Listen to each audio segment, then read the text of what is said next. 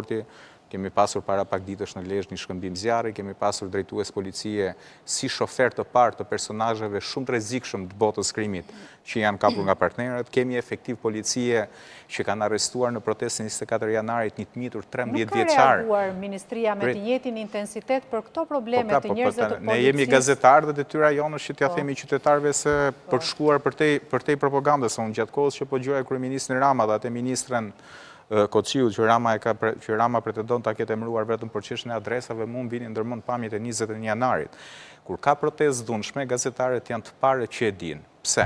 Duke qenë se ne njohim mirë hartën e Shqipërisë, duke qenë se ne njohim mirë zonat problematike edhe kontingentin që vjen nga këto zona, masën që vjen, personazhet që vjen nga këto zona, të deleguarit politik që shkojnë atje për të rekutuar protestues, ne që aty që një ditë para apo 2 ditë para e kuptojmë se si do jetë intensiteti i protestës.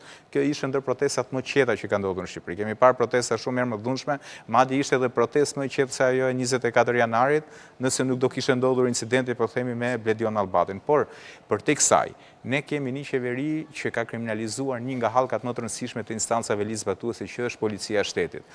Është e pamundur që ne të shfletojmë një dosje të SPAK që mos gjejmë një zyrtar të lartë policor të inkriminuar në këtë dosje.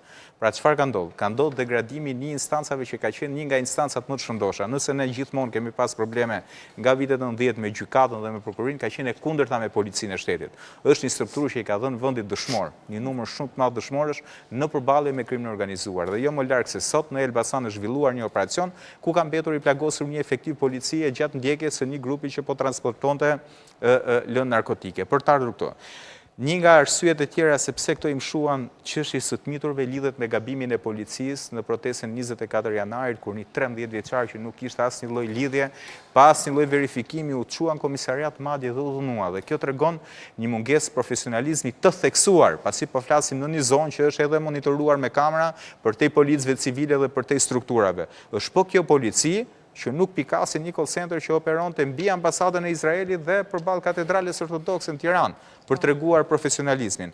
Këto janë arsyet e hipokrizisë së pakufi të kryeministit Rama, por edhe ministres tij që besoj është detyruar ta lexojë deklaratën, nuk e besoj që zonja Kociu e ka formuar vetë deklaratë. Tani, për të ardhur tek protesta, nuk do merremi fare, por themi me këto media shqiptare, pasi dihet edhe qëndrimi i pjesës më të madhe të mediave në Shqipëri.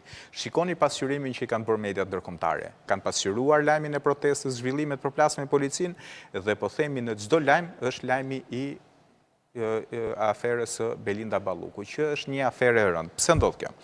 Nëse u kujtohet, Shqipëria ka dhe precedent më përparshëm. Ne kemi precedentin Ametaj, që vetë zoti Rama ka thënë po tisha gjykatës, do ta bëja më keq.